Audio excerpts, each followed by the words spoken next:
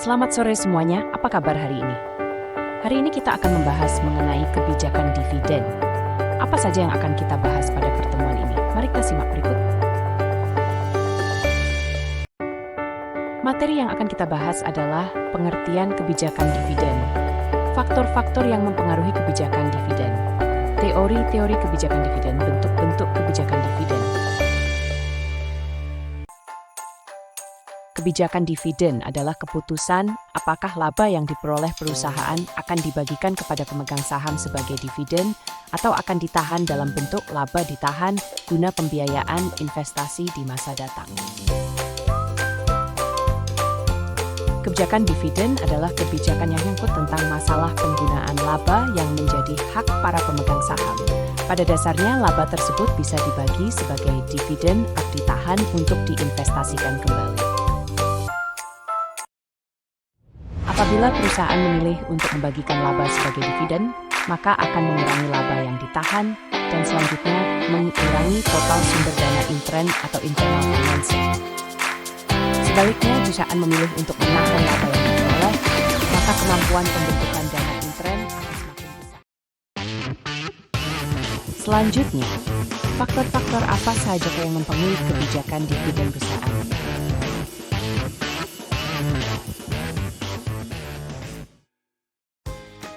Kebutuhan dana untuk membayar utang. Apabila perusahaan menetapkan bahwa pelunasan utangnya akan diambilkan dari laba ditahan, berarti perusahaan harus menahan sebagian besar dari pendapatannya untuk keperluan tersebut. Hal ini berarti bahwa hanya sebagian kecil saja dari pendapatan atau earning yang dibayarkan sebagai dividen. Semakin besar posisi kas dan likuiditas perusahaan secara keseluruhan, akan semakin besar kemampuan perusahaan untuk membayar dividen.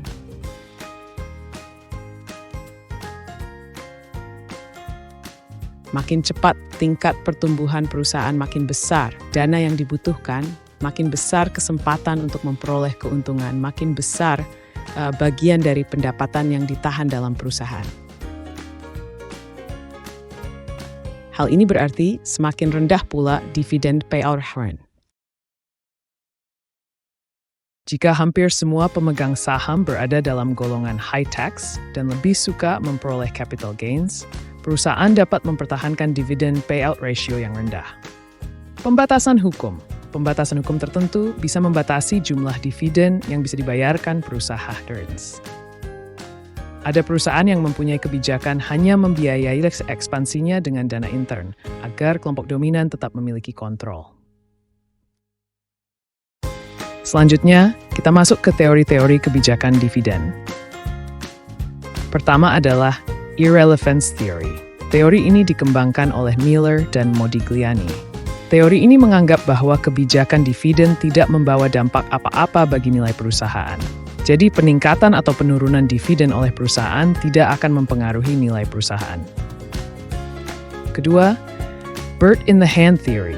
Investor lebih menyukai dividen karena kas yang diterima lebih bernilai dibandingkan dengan kekayaan dalam bentuk lain. Ketiga adalah teori dividen residual perusahaan, menetapkan kebijakan dividen setelah semua investasi yang menguntungkan habis dibiayai. Dengan kata lain, dividen yang dibayarkan merupakan sisa atau residual setelah semua usulan investasi yang menguntungkan habis dibiayai.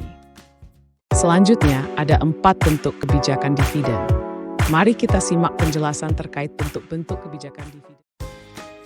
Kebijakan dividen yang stabil, yaitu jumlah dividen per lembar yang dibayarkan setiap tahunnya relatif tetap meskipun pendapatan per lembar saham berfluktuasi.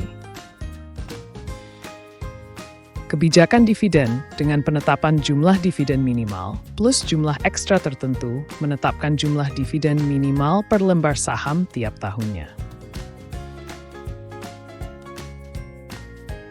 Kebijakan dividen dengan penetapan dividen payout ratio yang konstan. Jumlah dividen akan berfluktuasi sesuai dengan keuntungan neto yang diperoleh. Kebijakan dividen yang fleksibel. Besarnya setiap tahun disesuaikan dengan posisi financial, kebijakan finansial dari perusahaan.